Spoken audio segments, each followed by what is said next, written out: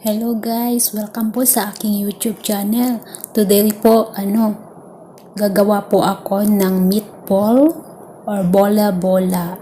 Ito po ang mga kasangkapan niya. Isang carrots, dalawang potato, isang red onion, at saka isang garlic, isang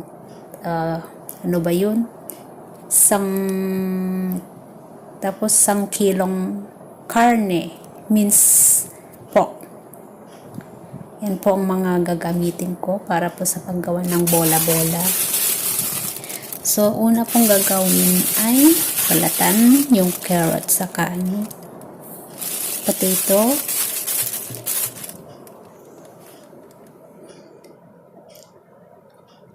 At kung kayo po ay bago po lang po dito sa aking YouTube channel, pa-subscribe naman po at pa-like na rin sa aking video at pa-tap ng notification bell po para po kayo ay ma-notify po sa mga susunod pang video. So, ang susunod na gagawin natin dito ay slice natin yung potato. Slice into thin slices lang po siya.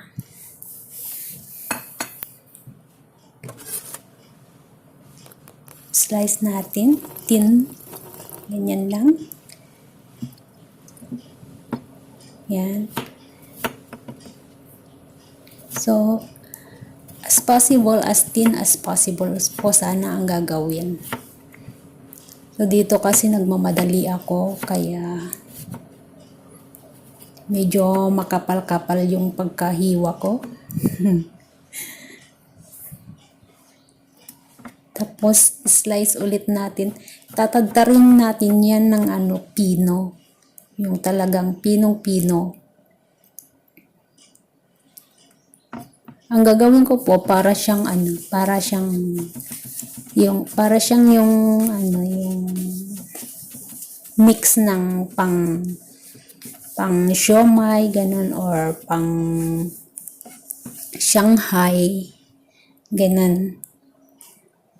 Yan po ang gawa ko. So, ito po yung pinaka-paboritong ulam ng mga bata, mga alaga ko. Ganun na rin yung mga amo ko. Gustong-gusto nila. Yan po, pinong-pino.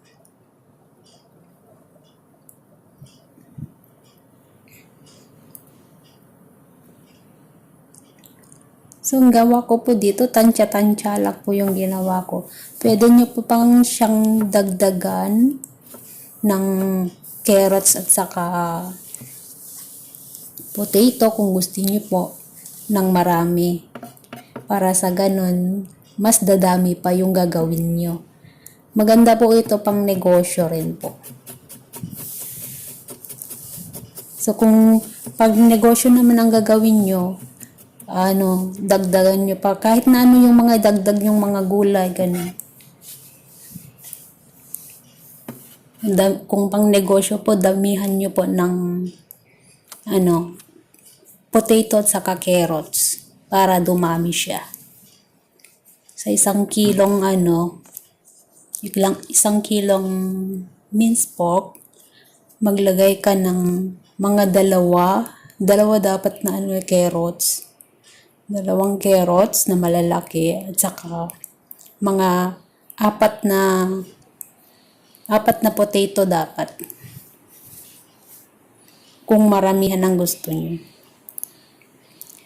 So, ang ginawa ko lang po dito, tansya-tansya lang po hindi po talaga ako ng gamit na para tetemplahin nyo lang po siya ng ayon sa taste nyo. Ganun lang. Pero maglagay po kayo ng sugar kasi yun ang magpapasarap sa kanya.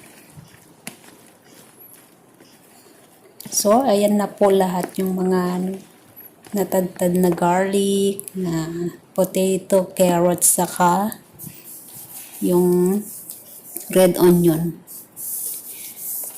Sa 1 kilo, damihan nyo po ang red onion saka garlic po. Yan, kulang po yung nilagay ko dyan. So, mas mabango po kasi siya pag marami siyang garlic at saka red onion. Yun po. Yung salt na nilagay ko, dapat 1/2 lang yan. Pero nakapaglagay ako ng 2. Dapat 1/2 lang po yun kasi yung nagawa ko medyo may alat siya. Kaya yan sugar po.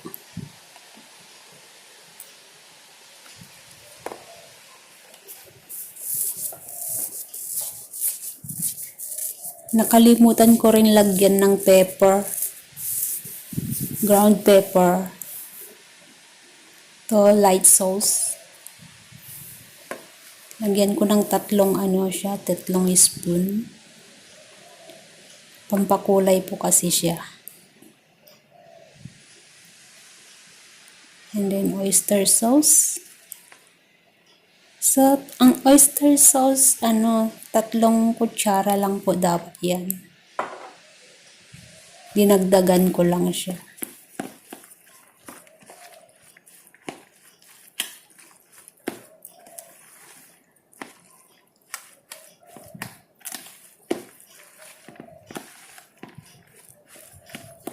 Isa na lang. Up, chik. Yeah, that's enough.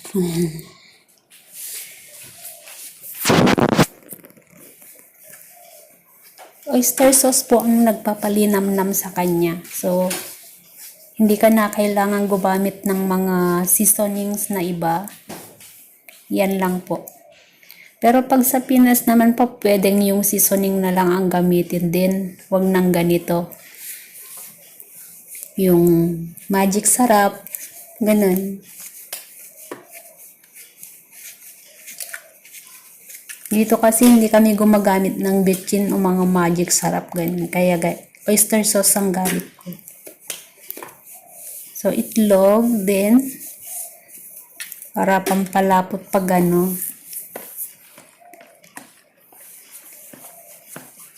dapat po dyan 5 dapat yung yung egg niya. 4 lang na ilagay ko eh. Ay 5 dapat sana yung egg niya. Pero 4 lang na ilagay ko.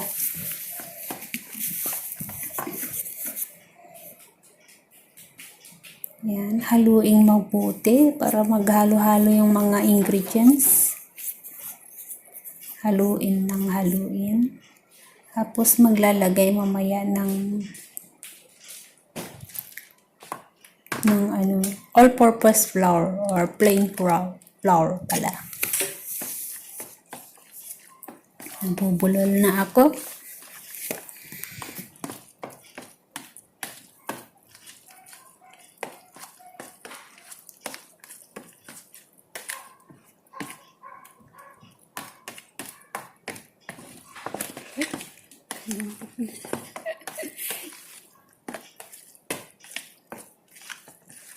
Yan, haluin lang siya ng haluin. Tapos lagyan ng plain flour. So, sa akin tansya-tansya na lang guys ha. So, kahit kayo, pwede nyong tansyahin na lang pag kapuntik ng nahulog. Tansya-tansyahin na lang ninyo. So, depende sa panlasa nyo po siya. Tapos yung niya, yung paglagay nyo ng plain flour, wag po siya wag nyo pang lagyan ng napakarami, yung masyadong malapot na siya. Kailangan medyo basa-basa pa siya para pag maprito po siya, juicy. Medyo juicy siya, ganun. Pag dinamihan po kasi ng arena, titigas po siya. Matigas siya pag naluto na.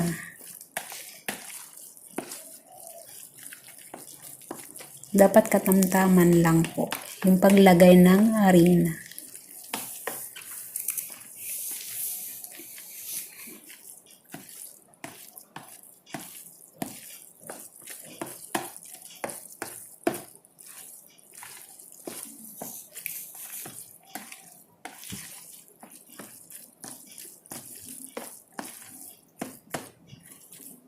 haluin ng maigi. Haluin lang ng mahaluin hanggang sa okay na siya.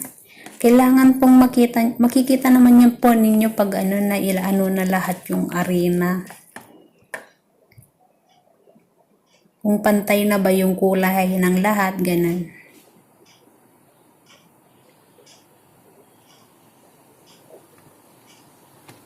Ayan. Pwede na.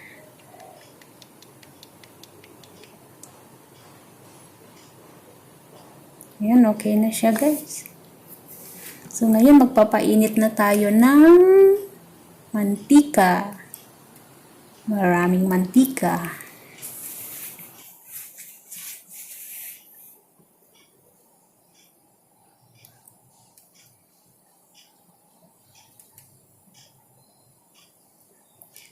So, mas maigi kung gagamit ng maraming mantika guys. Yung talagang sana, yung talagang lulubog siya sa sa mantika ganun. Mas madaling maluto po pag ganun. Saka mas maganda yung pagkakaluto pag ganun. Dito kasi nagtitipid ng marami na nga yung nailagay ko dyan. So, baliktaran na lang. Pag ganito kasi magastos sa sa mantika pag ganito. Kaya mas maganda yung deep fry talaga, yung deep talaga na pag-fry.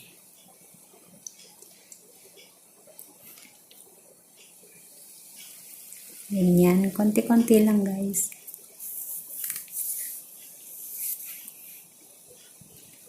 So, marami itong pinagawa sa akin kasi may bisita kami. Kaya, ayan. So, it took me about 2 hours. So, more than 1 hour po akong nag-prepare ng mga ingredients. Nakakangawit po. Tapos, yan, sa pagluluto, mga 30 minutes, 30 to 45 minutes, tapos na lahat. Ay, hindi, mga 1 hour din, siguro.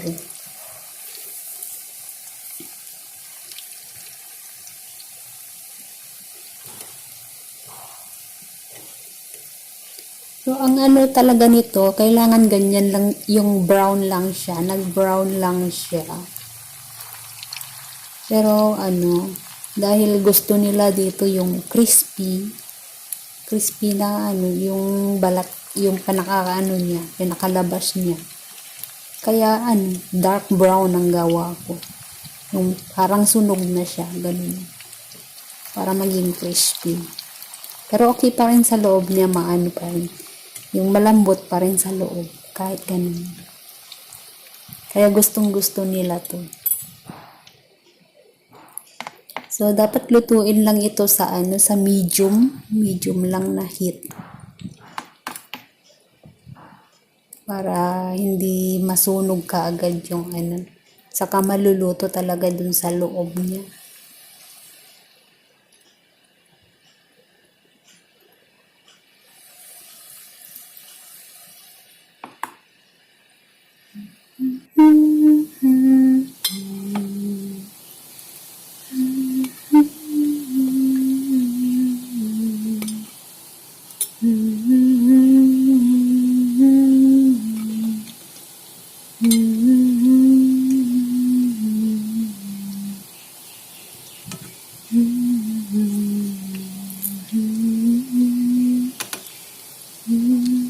So, ganyan guys, ganyan. Dark brown yung pagkagawa ko. Kasi gusto nila crispy. Pag ganyan kasi yung kulay na niya, crispy na yan. Pero yung, pag yung light brown pa lang siya, okay na yun, pero hindi siya crispy pag ganun.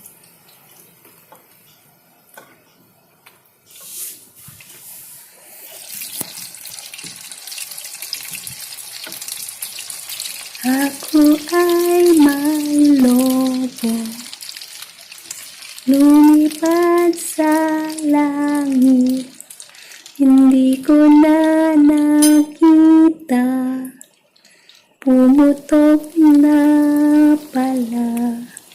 Sayang lang ang pera ko, pinambili ng lobo sa pagkain sana.